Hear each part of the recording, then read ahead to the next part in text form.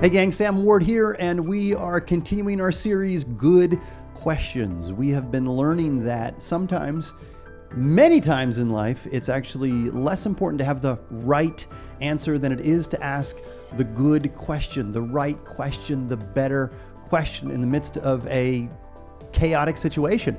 And we see that Jesus asked really good questions. If you remember in the first week, we talked about some of the questions that Jesus asked. Do you love me? The one that he asked Peter after Peter had failed. So many good questions that Jesus asked that force us to really think about what is valuable in our life. You could think of that as what's called a one-sentence filtering question. A one-sentence filtering question. It reminds me of a story I heard from Sarah actually about the 2003 British rowing team. The 2003 British rowing team decided that they were going to go for gold at the Olympics. And the way that they did that was that they gave the whole team a one-sentence filtering question. The question was, what will make the boat go faster? What will make the boat go faster? And so every single question, every single decision was filtered through that one sentence. So if before a match, I want to stay up late and eat whatever I want, what will make the boat go faster? If I want to go hang out with a bunch of other people and not go to practice, what will make the boat go faster? All of these decisions were filtered through one sentence. What will make the boat go faster? And you might want to know, they won the Olympics that year because they all focused on that one question. What will make the boat go faster? A one-sentence filtering question is so important because it helps us focus on what is most important in life. For me, over the past 20 years, I've seen friends who have had marriages fall apart. I've had friends who have left the faith. I've seen chaos in the news. I'm sure you've experienced all of this too. And in the midst of that, instead of asking, why is this happening to me? Maybe a better question to ask is, can I trust Jesus with my future? It reminds me of the story of Joseph. You remember in Genesis? Joseph is a punk kid, and he is given dreams by God. He's also given a coat because his father thinks he's special because of who his mother is. Anyway, he has these dreams. He tells his family, he says, hey, guess what, guys? You're all going to bow down to me. And they do not love that idea.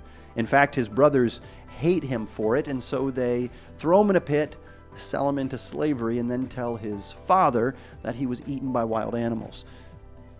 Don't you think Joseph was thinking, can I trust God with my future?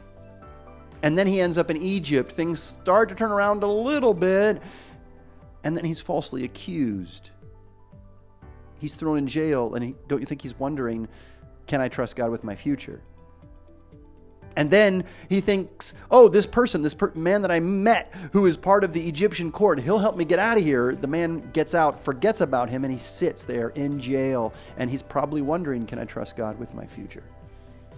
You know how the story ends. God takes care of him, and he ends up being second in command of all of Egypt. He's able to take care of the whole known world in a huge famine, including his brothers who bow at his feet, just like his dreams said that they would. And what does he tell them? You intended it for evil, but God intended it for good, for the salvation of many lives. Through that whole experience, he's asking, can I trust God with my future? Not necessarily, why is this happening to me? Why me? This doesn't make sense. Can I trust God with my future?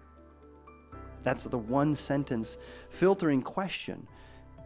And so as I look back on my life, and maybe as you look back on your life, you're able to see God's faithfulness in the rearview mirror. It's sometimes hard to remind yourself looking forward, can I trust God with my future? But that's my prayer for you, that you'll be able to answer that one sentence filtering question in the midst of chaos when things don't make sense. Not necessarily, why is this happening to me? Can I trust God with my future? Here's what I can tell you. In every single doctor's office, in every single hospital room, in every single ER, on every single ski slope, Jesus has been the one who's been there with us.